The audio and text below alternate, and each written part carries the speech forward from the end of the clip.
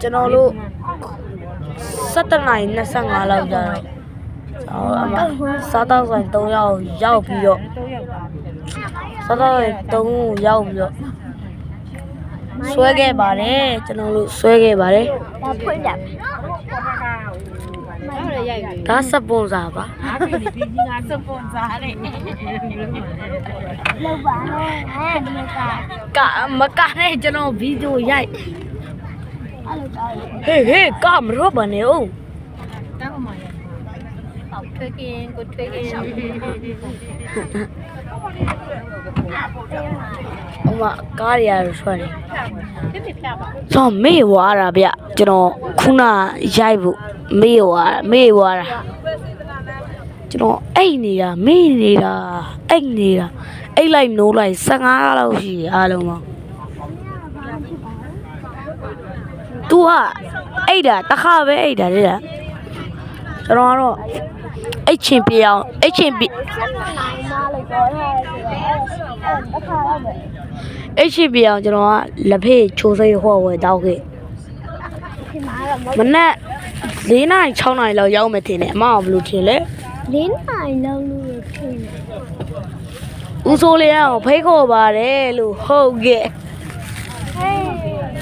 တော့ထွက်ပါပြီစားထွက်ပါမှာမုတ်တွေရှိပါတယ်ငါ့ကိုကြော်နေပါတယ် sorry ဘာကျွန်တော်အိတ်ကွာလို့မေ့ဝါတာပါလမ်းလျှောက်ထွက်တယ်တနာရီခွဲလောက်ကြာပြီပြန်ကျွန်တော်လမ်းလျှောက်ထွက်တာတနာရီခွဲတော့မဟုတ်လားအေးတနာရီခွဲမှတခါဖွင့်နေတာအေး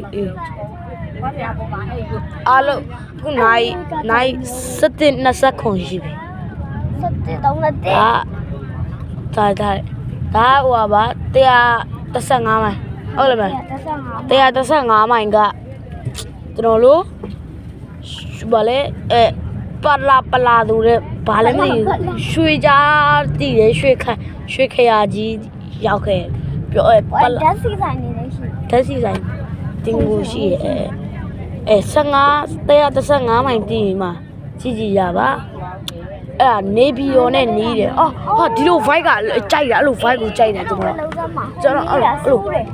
vibe ကိုကြိုက်တယ်အဲ့လိုတည်ရမလားအဲ့လို vibe လေးနဲ့လေလားဒီလိုအဲ့ဒါညာအေးရမယ်မဖြစ်ပါနဲ့ဟုတ်ပါတယ်ဒါကျွန်တော်ရဲ့အမပါမဖြစ်ပါနဲ့ဒါလဲစပွန်ဆာပဲပေါ့စပွန်ဆာရန်နေရဟုတ်ကဲ့ကျွန်တော်တို့ကတော့ပါမယ်ဟုတ်ကဲ့ပါကျွန်တော်ပုတ်ပါရောက်ရင်ပြန်တင်ပေးမယ်မနက်ရောက်တာနဲ့စောစောရောက်တာနဲ့တင်ပေးမယ်โอเคဘိုင်ဘိုင်